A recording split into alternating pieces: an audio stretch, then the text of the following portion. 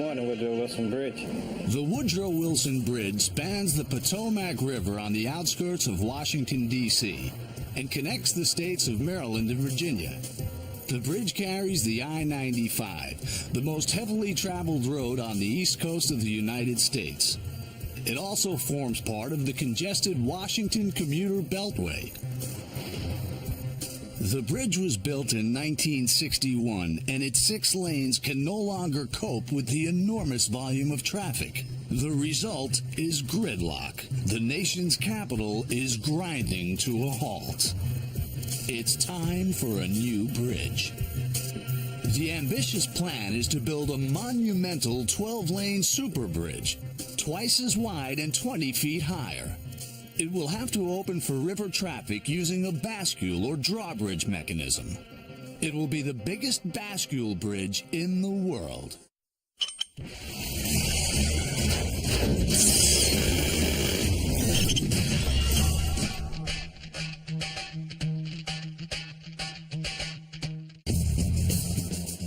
The new Woodrow Wilson Bridge will be the biggest bascule bridge ever constructed. It will carry 12 lanes of interstate traffic, and its 4 gigantic drawspan sections will have to open approximately 70 times a year. It's being constructed on a massive scale. It's costing $2.5 billion and is the biggest transportation project in the U.S. It has 30 separate contractors and over 1,000 workers. This colossal operation is run like a military campaign by former U.S. Army Major General Russ Furman. It's one of those once-in-a-lifetime projects an individual like myself has the opportunity to be associated with. Marine engineer Kevin Wickar oversees operations on the Potomac River. We have a very tight schedule to meet, get the bridge completed, and we're currently working almost 24 hours a day. Even through this hot summer weather, we're pushing through, but it's been a struggle. It has. The bridge site is now waiting for the arrival of the giant drawbridge sections, which are being fabricated over 700 miles away in Florida. A structure of this size and this complexity, I'm not aware of any other bascule bridge this complex and this large in the world.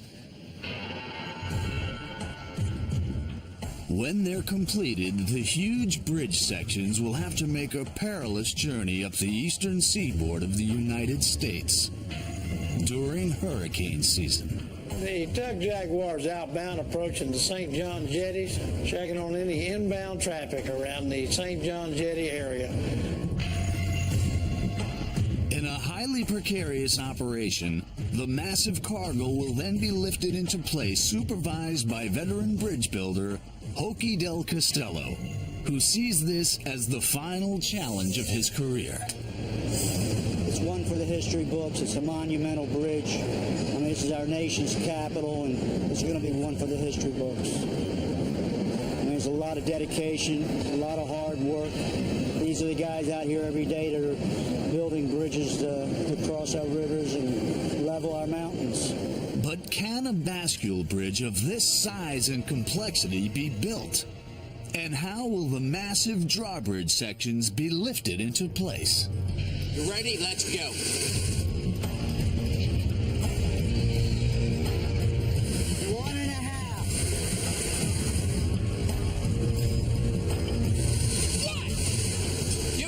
Get that cable off that bottom flange before it goes in them holes and we got problems. For the kings of construction, building this monumental bridge is going to be the challenge of a lifetime.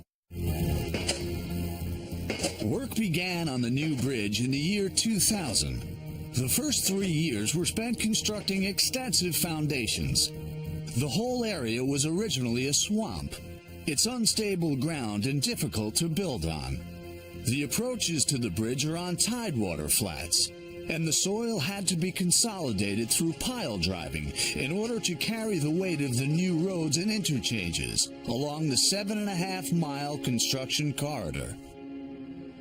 When it came to laying the foundations of the bridge, the Potomac River was too shallow for the construction barges to work in, so the river had to be dredged.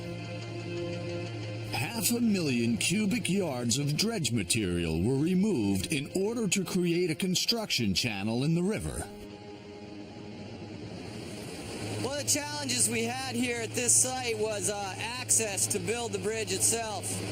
Except for the main navigation channel, which we're crossing right about here, which is maintained at about 35-foot depth, all the area to the east was only about 2 foot. So the first thing we had to do was to dig out a construction access channel in this area. The construction methods out here are all marine-based. Everything is basically barge supported. All the cranes, the materials and supplies are all barged out and brought in, and that's how we have to work. The bridge has also placed other serious restrictions on the engineers, both because of its difficult urban location and because of its unusual design. First of all, the bridge has to be low profile to blend in with the historic city of Alexandria, which is right next to the site. Pressure from local lobby groups has prevented the construction of a high bridge or a suspension bridge, and therefore forced the engineers into making a 12-lane superhighway, which will still have to open for river traffic. We're in a very populated area, the city of Alexandria, an urban area that's really challenging and tough to construct in, with a lot of human issues. The city wanted to ensure what was there was compatible with the environment that their citizens ought to live in. The engineers are also being restricted by a variety of environmental and cultural concerns. There's a bald eagle sanctuary right next to the bridge.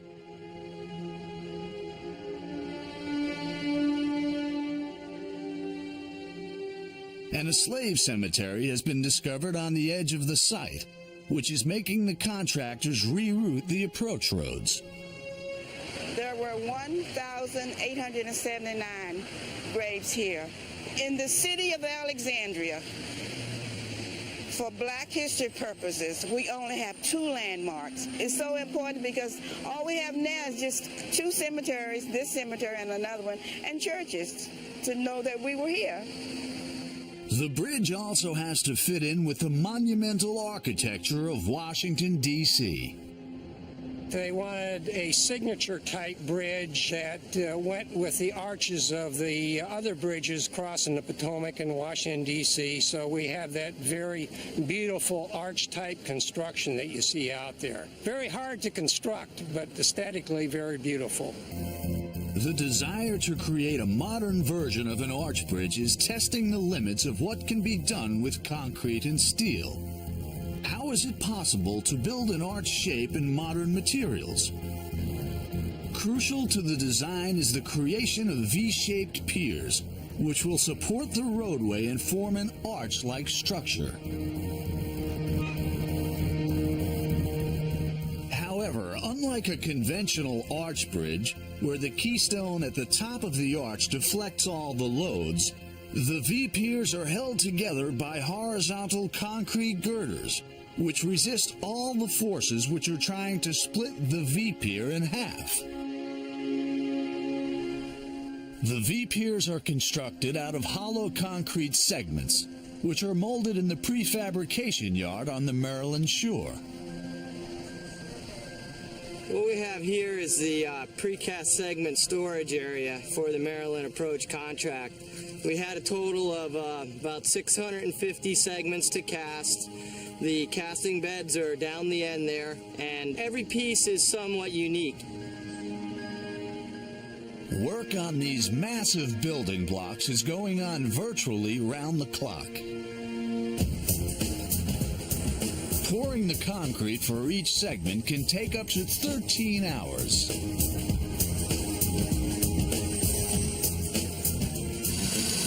The lines, the hoses that the men are putting into the form, they're vibrating the concrete into the form. Force pressing the concrete to the bottom of the form.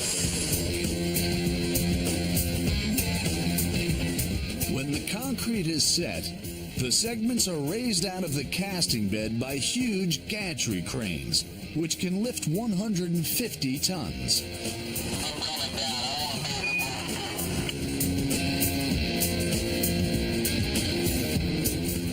They're then ferried out to the construction site by barge, where they're lifted into place on the V-piers, piece by piece.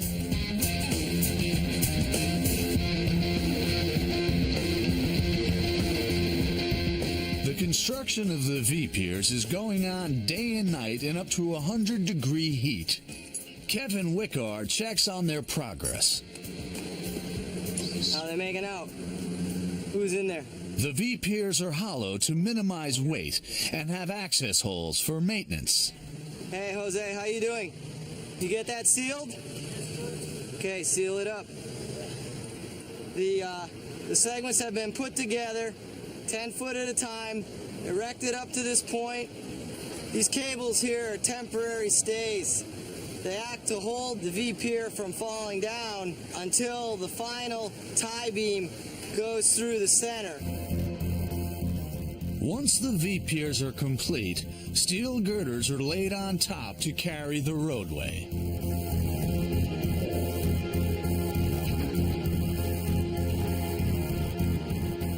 This pair of girders is about to connect the bridge to mainland Virginia. It's a key moment for the construction team. They're about to discover if the approach road properly lines up with the giant bascule V-piers. Supervising the lift is Mike Bonin, who has been in the bridge building business for almost 30 years. It is rather a major event, but now we get to find out whether our survey and geometry control has been tracking properly and that the approach span does indeed meet the bascule. The huge crane that will lift the girder is brought in by barge and secured to the riverbed by a process known as spudding, in which a huge steel pin is driven through the barge into the mud. The pick points on the girders have been calculated by the engineers, but it's the crane operator who has the final say on whether the pick is safe enough. Not only is his life on the line, but also the lives of all the men who are working underneath the steel girders.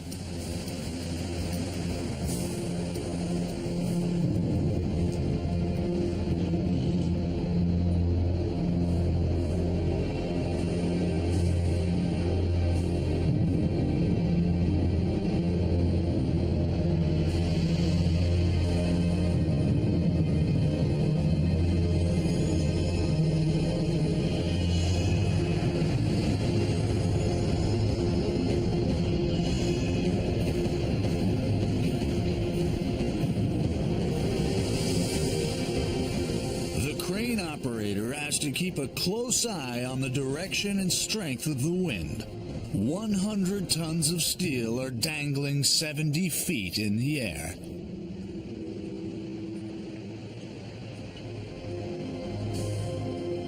Once an iron worker has grabbed the bottom corner, the girders are lowered on a diagonal so that each set of holes can be pinned and bolted one after another, like the teeth on a zip fastener.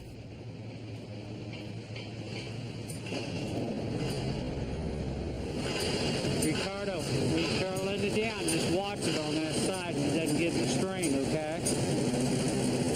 Yeah.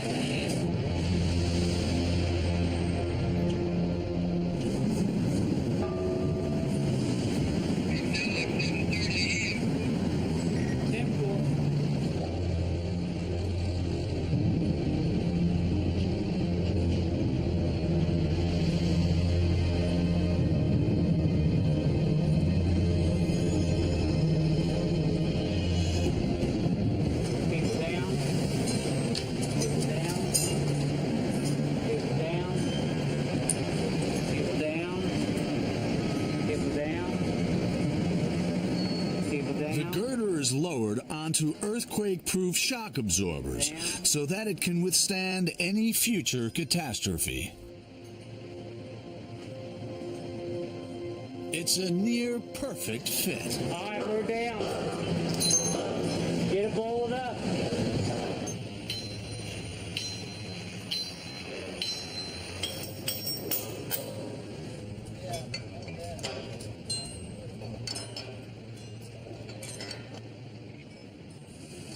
It's a very good fit. We're very pleased with how it went together today. They hit very close to theoretical. We've got temperature variations in the length of the girder. We'd never know exactly precisely where it's going to sit, but we're all very pleased with how well it's fit up.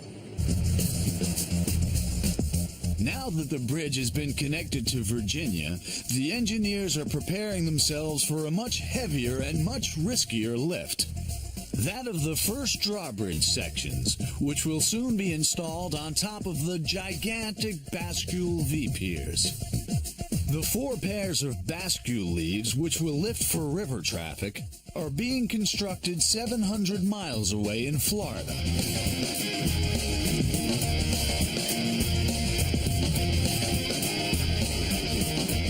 It's mid-July, and soon it'll be hurricane season, which could jeopardize the safe delivery of the bridge sections.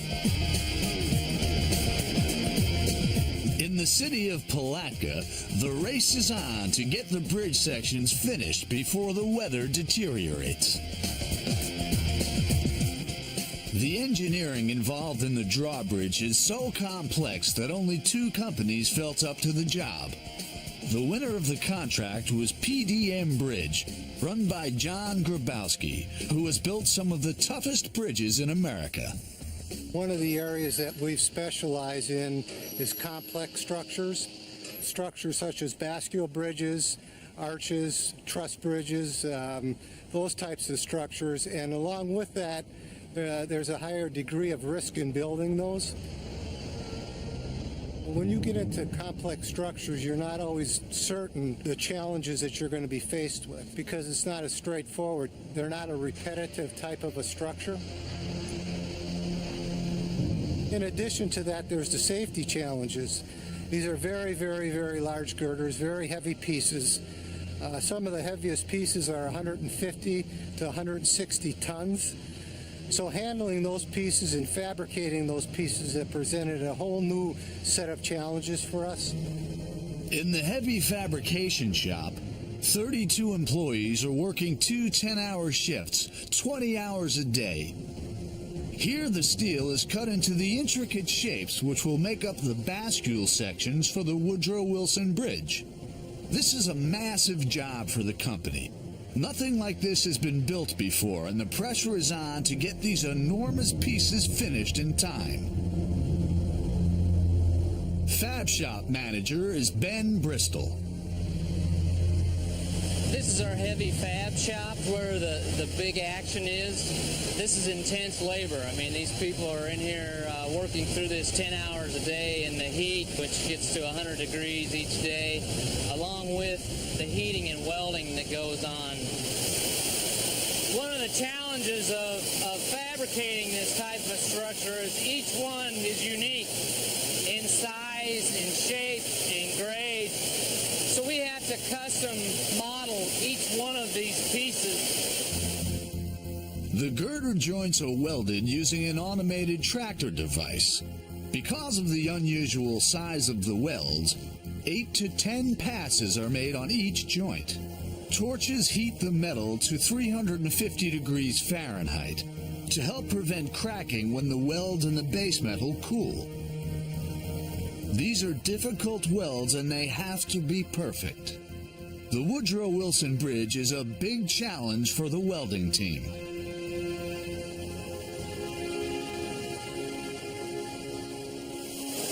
I feel really good about working on the Woodrow Wilson Bridge. My father's a welder, his father's a welder. I took it all 4 years of high school. I enjoy being able to take metal and put them together and cut them apart if they need to be cut apart. I guess I just enjoy the hard work, just to let a man know that a woman still can Once one side of the drawbridge section has been welded, the next difficult task is to flip it over to weld the other side. This girder weighs over 90 tons. Two 50-ton overhead cranes are used to roll the girder to make sure that neither one is overloaded by this massive piece of metal. This is a very critical lift. On this project, there are 16 girders of this size. Each one of them will be rolled one time.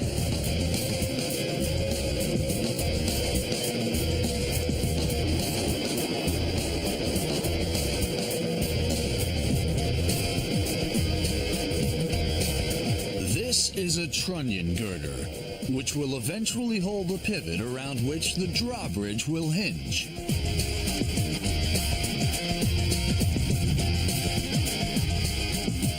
This is the most critical part of the move. The girder is now vertical. We're using blocking to start the rolling process that will start the girder to tilt out of the vertical position. Then the center of gravity will take over and the girder will lay back over with the far side up. Amazingly, the whole process of rolling this metal monster takes only 5 minutes. As the work continues in Florida, back in Washington, the engineers are anxious to receive the drawspan sections. Lots of trepidation because this whole thing's been done on paper. I mean, it's been all laid out. I mean, the pieces have been constructed but never put together. So everybody hopes that that measurement is precisely right when that piece gets raised, that the holes will line up and they can put the bolts in. And we hope nobody made a mistake in the process. To ensure that the drawspan sections will fit at the job site, they're fully assembled and checked for alignment in the heavy fab shop in Palatka, Florida.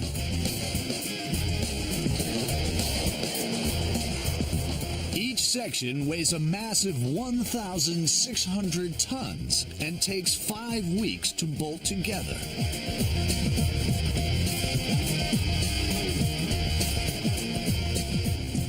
Right now we're standing inside of one half of one of the bascule bridges of the Woodrow Wilson project. The total tonnage of this structure that we're standing in here is about 1,600 tons. Right above us here is the trunnion, and this is what this leaf rotates on when it opens up. The wire that you see that's going through the trunnion is a piano wire that we use for a gauge that is checked daily to assure that we're holding all of the dimensions, vertical, horizontal, and lean within the dimensional tolerances as we continue to erect through the bridge. Inside this massive structure, we're only allowed to be 5/1000ths of an inch out of tolerance. Vertical, horizontal, and any tilt. If the bridge builders have got these precise measurements only slightly wrong, there's a serious chance that the drawspan will not fit when it gets to Washington. The other major worry is that outside the heavy fab shop, the storm clouds are gathering and the hurricane season is only days away. Because the bascule or drawbridge sections of the new Woodrow Wilson Bridge are so huge, the V-piers which will hold them have to be extra large and have to be cast in place on the river.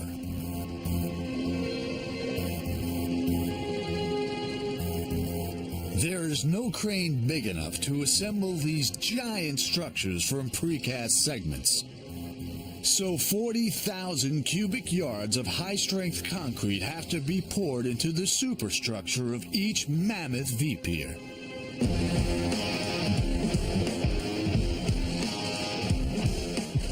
The concrete is piped from the Virginia shore to fill the steel structure as it climbs into the air.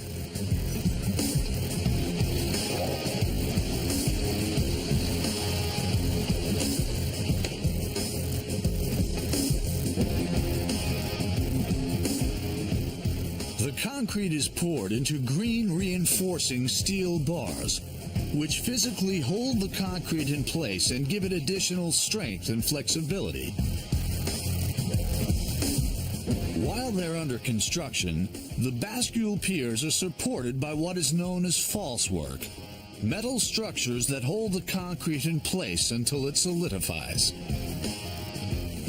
On the other side of the channel is what we call the falsework, or the scaffolding for the construction of the cast-in-place piers. And it's really a significant effort due to the size of the piers, the weight of the piers, trying to produce this shape very precisely out over the water, leapfrogging the forms up for the next pour, just basically working our way up the legs.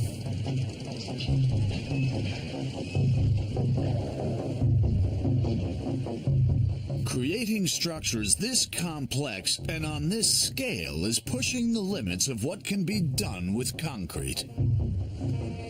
With massive structures like this, it's much harder to work with the concrete.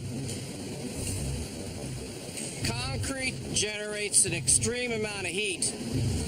The interior of the concrete wants to get hotter than the exterior of the concrete. So we run cold water through cooling pipes to regulate the temperature of the concrete after we cast it. And that allows us to maintain an equal temperature from the outside of the concrete to the inside. If we don't keep the concrete cool, it will develop what they call thermal cracks. Cracks that are generated just from the sheer heat. Even with our cooling pipes, the concrete will get to around 160 degrees. If we didn't have the cooling pipes in there, it would get in excess of 200 plus degrees and causes a lot of trouble.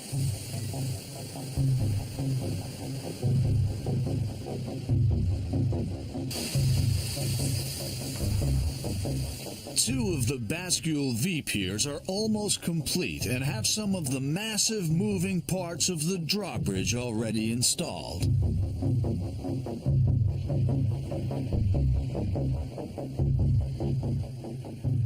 Behind me you can see some of the machinery involved in moving the bascule span, and that's really where our fixed structure meets our movable structure. Well, the bascule is basically a balanced seesaw or teeter-totter, like when you were a child on the playground. There's a motor that drives a gear that literally rotates the span about a hinge. And that allows us to move the span up and down and rotate it to allow boats to pass through the channel. At the back of the hinge is a massive counterweight box. Right now I'm standing on the counterweight box, which is the balance point for our draw span. These access holes that we see, one that I'm standing on, allow us access to the interior to place the steel and the concrete that act as the dead weight for our balance.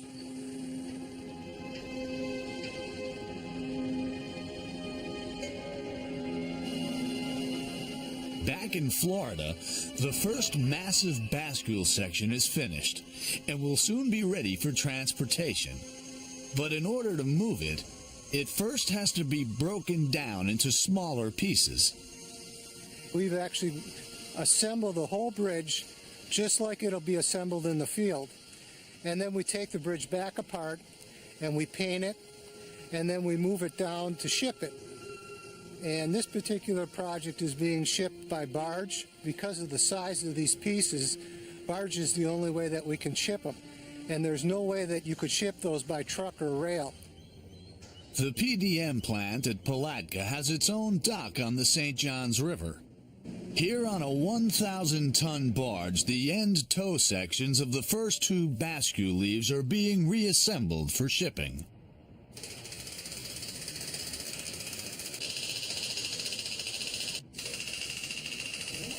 A team of specialist iron workers has been brought in for this high-precision job.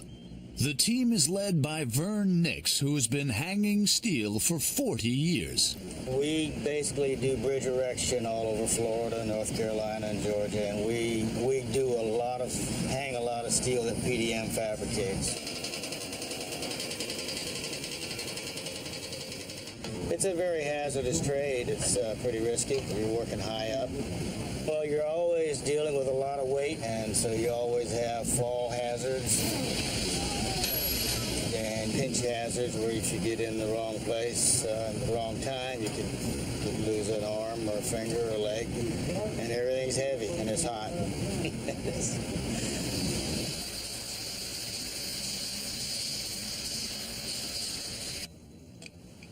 Vern's team needs to align the structure to within 1/16th of an inch of its original design.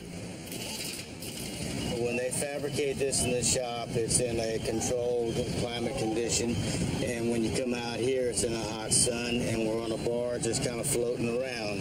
From the last survey results, it shows that we need to move this girder 1/4 inch this way, and the other girder on the far end has to go 1/4 inch in the opposite direction. Vern's team uses 100-ton jacks to raise and move the girders. By the use of a simple hydraulic hand pump, this massive girder can be realigned with incredible accuracy. This is another 100-ton jack, and what we've got is another set of jacks down there that's holding this end from moving, and we're going to move this in first. By applying pressure here and releasing that pressure, this whole beam should move back that direction. So, Peppy, go ahead and start pumping it up. And what we're going to do is we'll build up some pressure. You can't really hardly see it move. It's just in very small increments.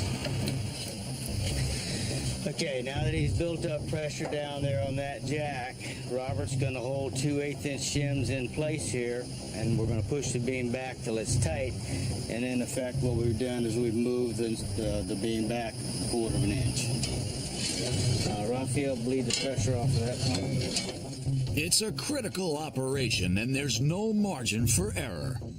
If Vern gets the alignment wrong, it will have a knock-on effect throughout the whole structure, and the bascule sections won't fit when they're lifted into place in Washington. All right, Peppy, start pumping down there, okay?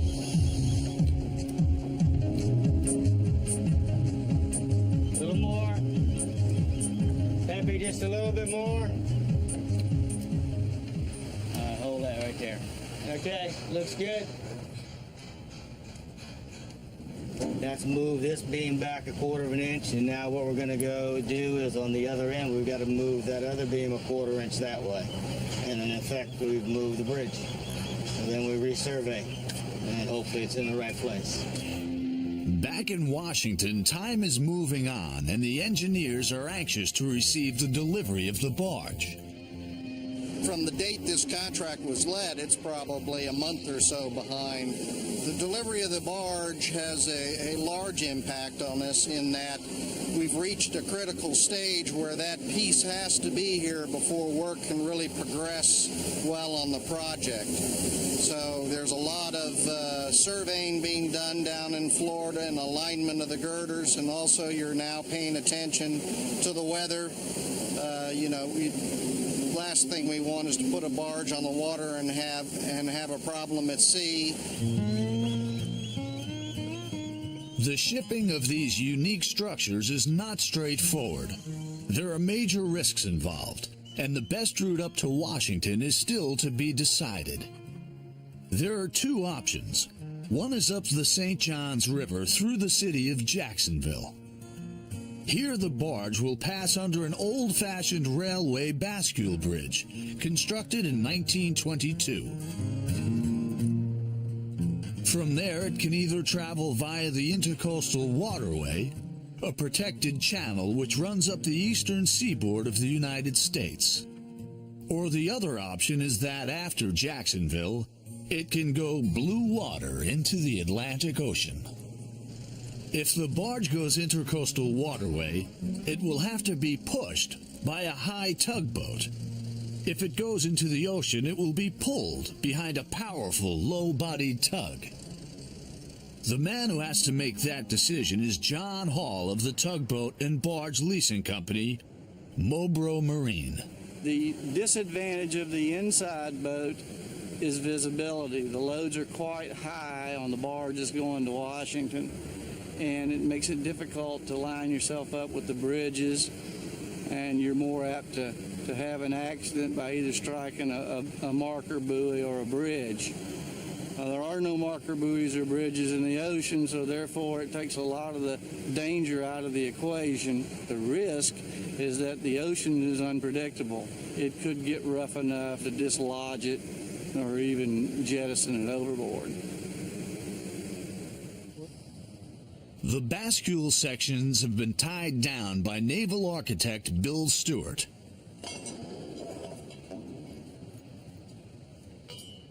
Ballast holes will be filled with seawater to stabilize the barge. The calculations for the tie-down have been made on the assumption that the journey will be up the intercoastal waterway, where the precarious load will be more protected from the elements. The load is very, very concentrated on this barge. It's going in through 8 major points on the deck, and this is way in excess of what the barge is being designed for. Because the barge is carrying such an unusual structure, the tugboat company is concerned and thinks it's better to take the barge into the ocean. To go safely up the intercoastal waterway would require additional tugboats to help with visibility and steering. This would cost an extra $100,000. Jerry Martin has to meet the delivery deadline at all costs, but John Hall favors the ocean route. The barge, I went down and looked at it the other day, and I measured the vertical limits on it at 29 feet, and the tugboat can't see over that. And so I told them the best thing to do would be to revise the tie-down plan and let us put a tugboat on it to pull it up there. Redoing the tie-down for the ocean will mean further delays, and the clock is ticking. Florida's hurricane season is about to start, and any further delays could have serious financial consequences.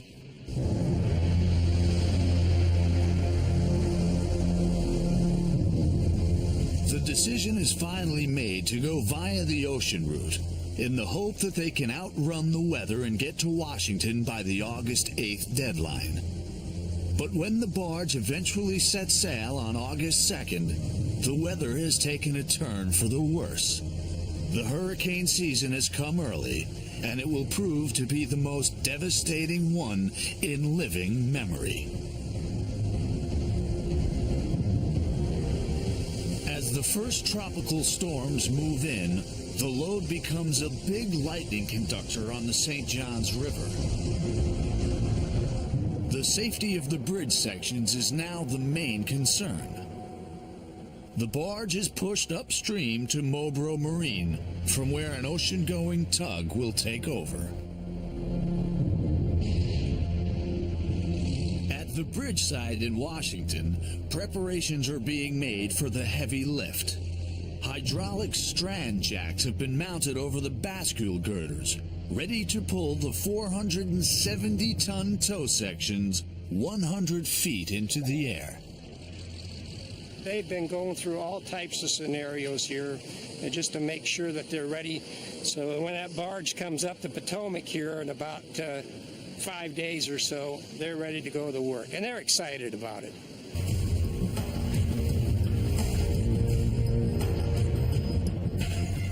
The barge is making its way toward the Atlantic Ocean, pulled by the tugboat Jaguar. The tug Jaguar is outbound approaching the St. John jetties, checking on any inbound traffic around the St. John jetty area. Outbound for sea, be standing by on channel 13 and 16. The tug Jaguar is clear. Tug Jaguar is clear, standing by. Captain Eddie Ellis has sailed tugboats all over the world. This is a deep water boat. We've made trips to Japan with this vessel, a trip to Italy, a trip to Africa with it. We don't think we need to push it to be there on time. We feel sure we can without pushing the limits. We do not want to do that with cargo of this magnitude. We don't want to put it in any kind of danger, because that's the main issue here, is the cargo. Without the cargo, the job isn't any good. A chance of showers and thunderstorms.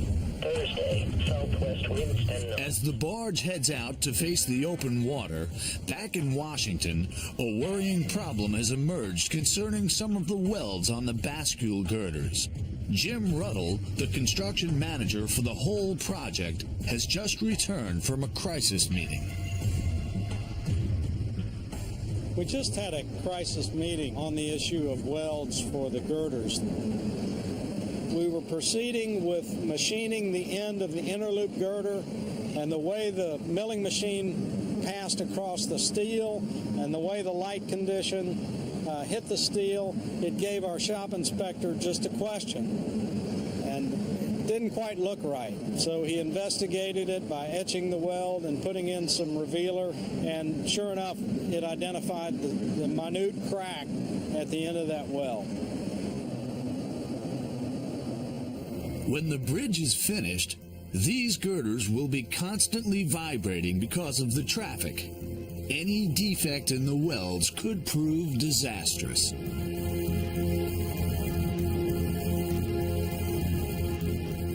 5 days later, the barge arrives safely from the ocean and makes its way up the Potomac River. Captain Eddie has managed to outrun the hurricanes and has succeeded in delivering the bascule sections to the job site a day early. The heavy lift of the new bascule sections for the Woodrow Wilson Bridge has been delayed because of concerns about some of the welds on the structure. After 4 days of investigations, the engineers decide that the cracking in the welds is only superficial and easy to rectify. The lift has to take place early in the morning when the tide on the Potomac River is neither rising nor falling. In charge of the lift is legendary bridge builder Hokie Del Costello. It's a big day for him because this will be his last bridge. Hokie's team of 22 ironworkers arrives at 6:30 a.m. to prepare for the lift. It's a symbolic moment.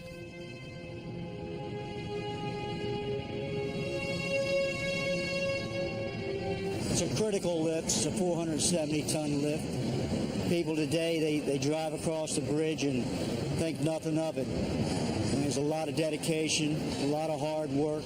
They give a lot of things up, even sometimes their family life. These are the guys out here every day that are building bridges to cross our rivers and level our mountains. I'm getting to the age now, I want to enjoy my grandchildren a little bit. It's my swan song. All right, Hokie, you ready on this north side? The first job is to take up the slack on all 4 strand jacks and check there's equal tension in each one. Once this has been done, Hokie is ready to start the lift. All right, Hokie, I'm ready. Al Hoffman operates the hydraulic pumps. Coming up. Ready? Let's go. It's a tense moment. Nothing must go wrong. 470 tons of steel, the culmination of years of work, are about to be lifted into the air.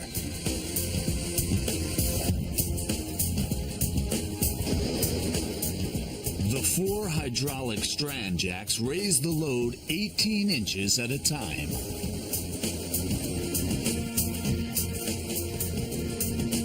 A steel cylinder or ram pulls up the metal strands in 18-inch strokes. The strands are then locked in place by internal wedges, and the cylinder is retracted, ready for the next stroke. After every stroke, it's crucial that the pressures on the jacks are checked. Each corner of the load has to be supported equally to make sure that the load doesn't get dangerously off balance. I want an elevation reading and a pressure reading from both of you. Nick Greco is responsible for making sure that the jacks are working in unison.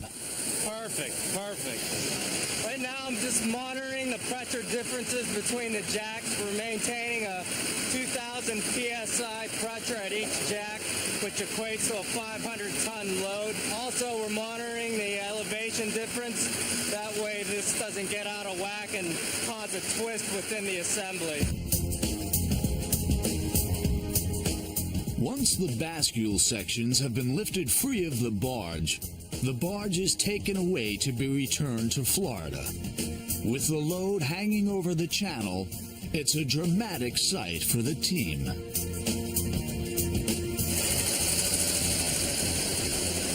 That is cool. This is awesome. Now that the barge has been removed, Hokey comes up top to manage the lift. Nick! Ready? Let's go.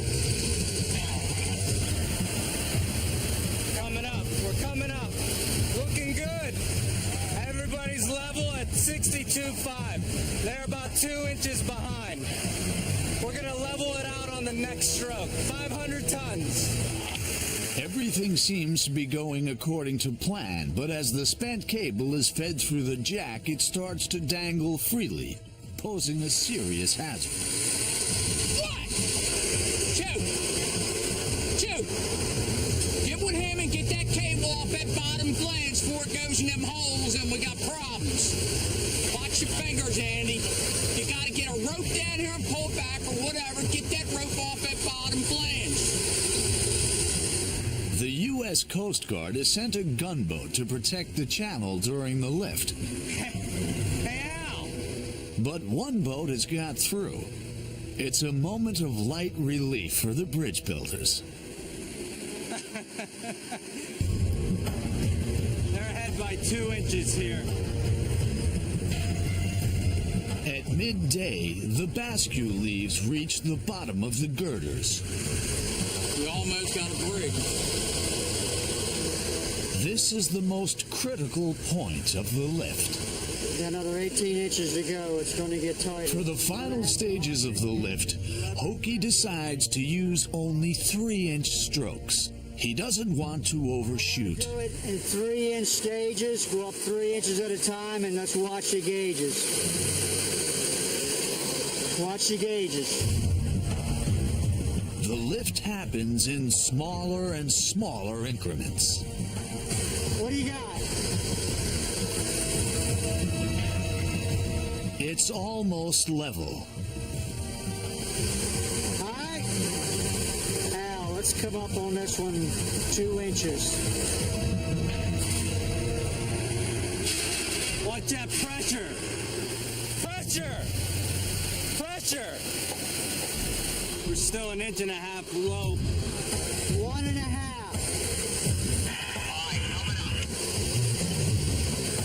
1 inch. Both of them. How much you got to come up? How much more do I need to come up before you put that in? Andy, are you level though?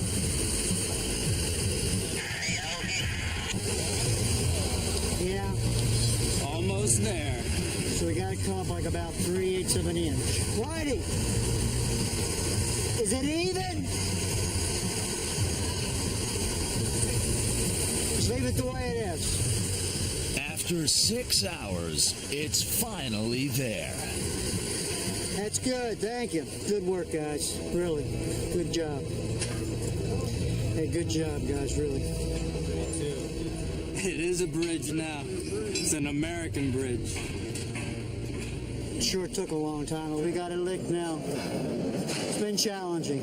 Very challenging. You know, the guys that's working on it will be very proud of it. I mean, it's one for the history book.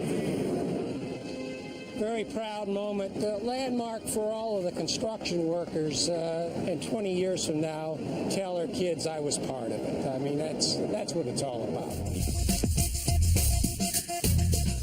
hope they look at it as some kind of a monument to Washington, D.C. I mean, it's going to be a nice-looking bridge.